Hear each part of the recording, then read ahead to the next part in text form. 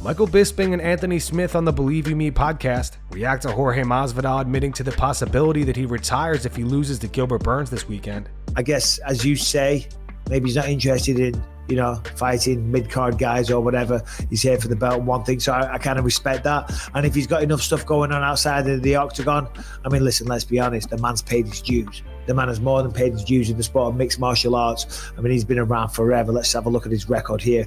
First ever and let's remember, before MMA, it was all the backyard brawl stuff. Brawls, yeah. And his record is 36 and 6, 35 and 60, 51 pro fights. Yeah. So, that's insane. At one point in time, me and Masvidal, I don't know if it's still the case, but me and Masvidal were the only guys with over 50 fights in the rankings. Oh, really? Yeah, it was just him and I. Well, he's only got 51 now. So when was this stat from? It was only fights. He didn't fight that often. That's correct. Maybe it was before his 50th fight or something. It was not that long ago. And then Alexei Oleinik was there for a while, but I don't think he's ranked anymore. Israel Adesanya at Media Day explains why him and Alex Pereira have one of the greatest storylines in MMA history. Izzy also discusses being 0-3 to Pereira and how this is his last shot to beat him. This is probably the greatest storyline in MMA history, and not many people get the opportunity to show how great they are, to rise to the occasion when all the odds are stacked against them, when people have counted them out. And for me, this fight, I feel like the underdog. I feel like everyone's counting me out. I feel like, because of the results of the last fight, people are just like, goldfish memories. They forgot what I've done in this game. They forgot who I am. And it's time to remind people how great I am.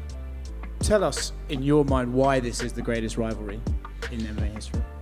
It's spanned across years, across 2 different combat codes, spanned across different countries. The history of matchups between me and Alex, even in the way that in his head, he's the protagonist, In my view, my POV, I'm player one, I'm the protagonist, he's the antagonist. And I'm just doing so much better in life. And he kept on trying to chase what he already had.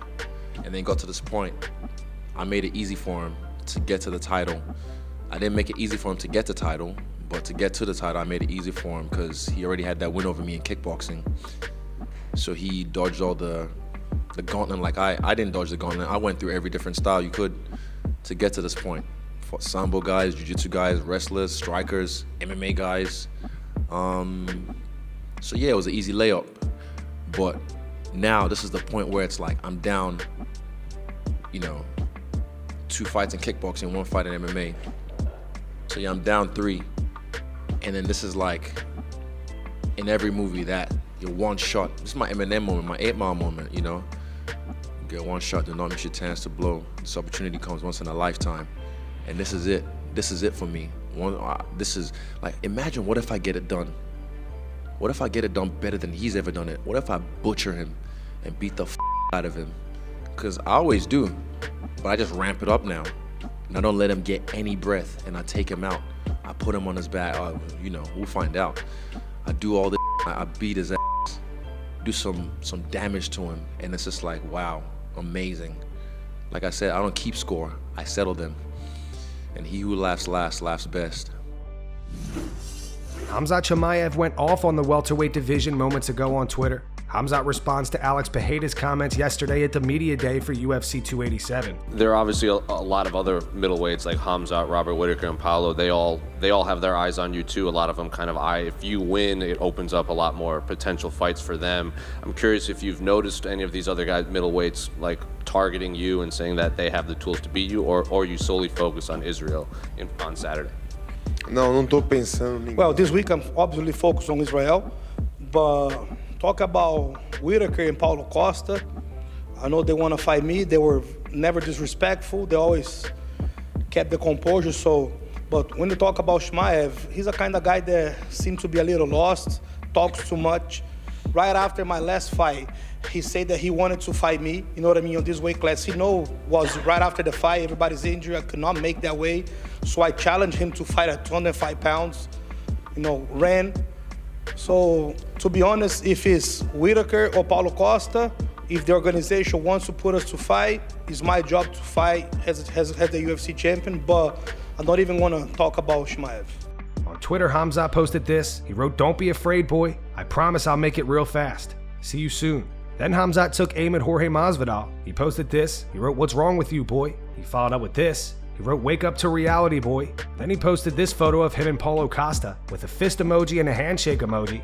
Then he posted this photo. He wrote, "New hairstyle," and he added Gilbert Burns. Then he took aim at Colby Covington. He posted this with a phone emoji and a police car emoji. He ended it off with, "See you in Abu Dhabi. With who, I don't care. I came here to kill everybody."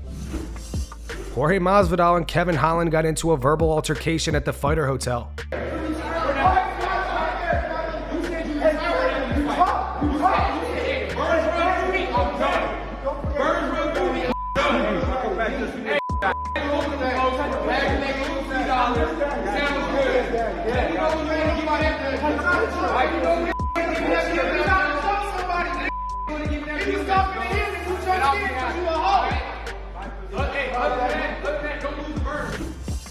Khabib Nurmagomedov reveals he will be competing in July, however not in MMA. Khabib did not specify exactly what he will be competing in. He posted this to his Instagram.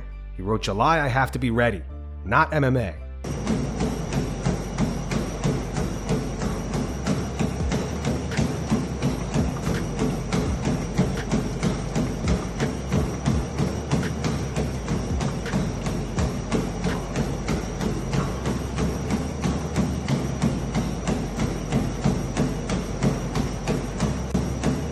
That's going to wrap it up for the news. Thanks for watching. If you enjoyed the video, be sure to subscribe to Full Mount MMA and click the bell icon to be notified when we post future ones. Here are the 3 top comments from last video. These comments are in reference to Chael Sonnen advising Francis Ngannou to call Dana White.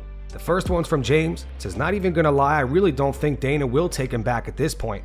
Gotta remember, he's one of the pettiest people in the history of sports." The second one's from Chris. It says, "No one is screaming at the UFC to bring back Francis. The best advice Francis ever got was Chael telling him to call Dana White." And the final one says, "Yo, in the pre-fight presser, Alex was asked about his rivalry with Adesanya and he replied, 'What rivalry?' Man, the guy doesn't even trash talk. His logic is just enough to get Adesanya fuming. That plush dog collection reaction will forever be the best."